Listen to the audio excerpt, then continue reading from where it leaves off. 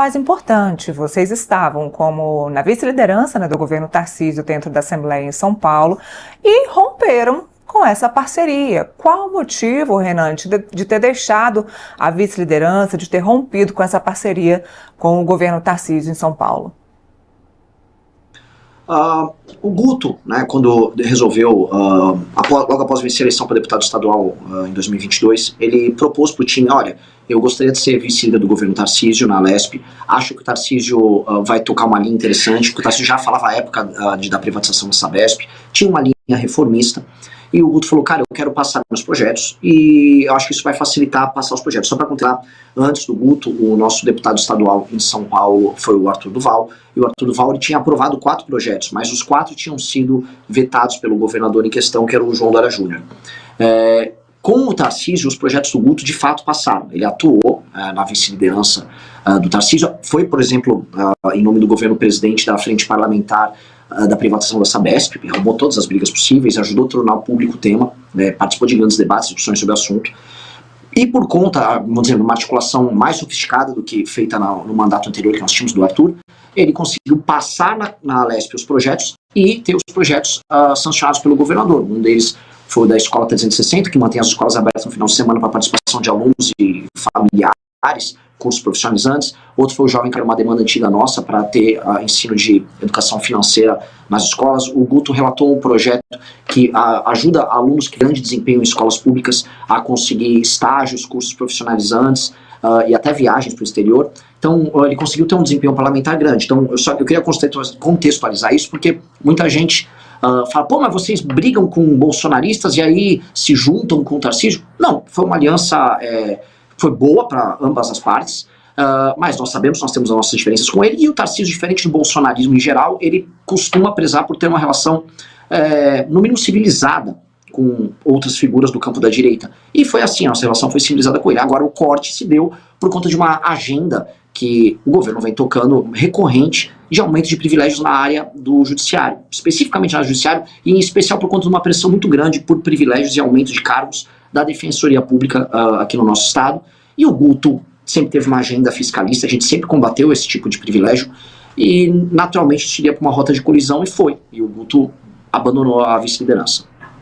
Renan, esse desembarque, né, do governo Tarcísio nesse momento, e ontem a gente conversou, você colocou que é um governo patrimonialista. Neste momento que a gente está caminhando aí para definições eleitorais, não é um pouco oportunista? Não, nem um pouco oportunista.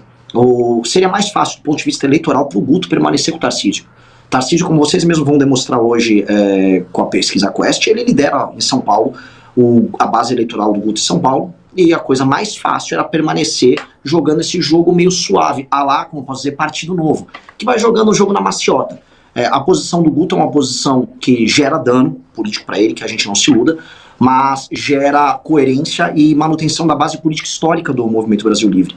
Então, é o caminho natural do ponto de vista nosso. E aí, uma coisa que eu sempre coloco, todas as rupturas políticas que a gente faz, especialmente dentro do campo da direita, elas não ocorrem por conta de cálculo político. Se nós fosse fazer cálculo político, a gente jamais rompia com o Bolsonaro. A gente seria gigantesco se a gente fosse bolsonarista. O MBL seria 5, 6, 7 vezes maior.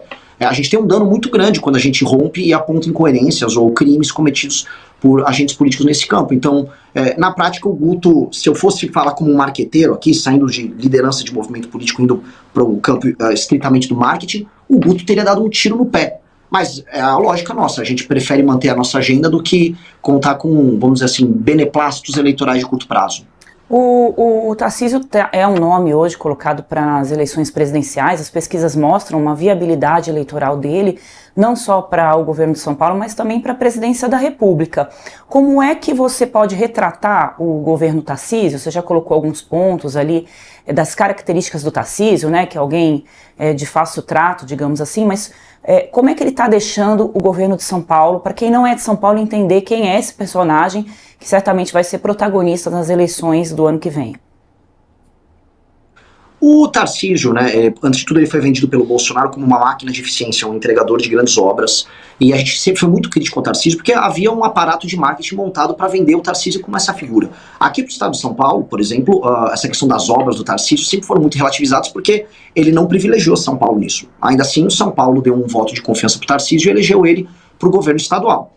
O governo estadual dele tem alguns méritos, houve uma queda no número de homicídios, mas a parte de segurança pública está longe de estar brilhante, números da parte de educação também estão longe de estar brilhantes, e na prática ele faz um governo ok. Ele teve o mérito, por exemplo, na privatização da Sabesp, e isso é inegável.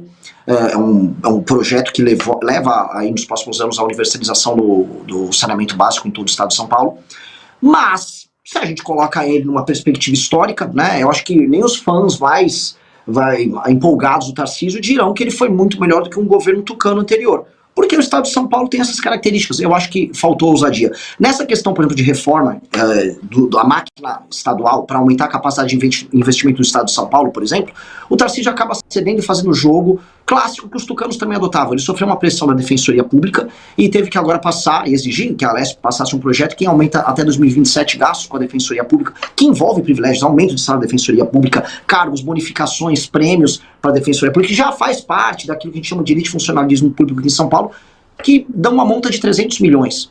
Então, eu deixo a pergunta, né, já que Andressa, o Tarcísio será um protagonista para as eleições de 2026 e um dos favoritos para uma eleição presidencial, a gente sabe que o Brasil vai numa rota de colisão e que ele pode quebrar em 2027 e 2028, por conta muito dos aumentos dos gastos, puxado pelos gastos do alto funcionalismo.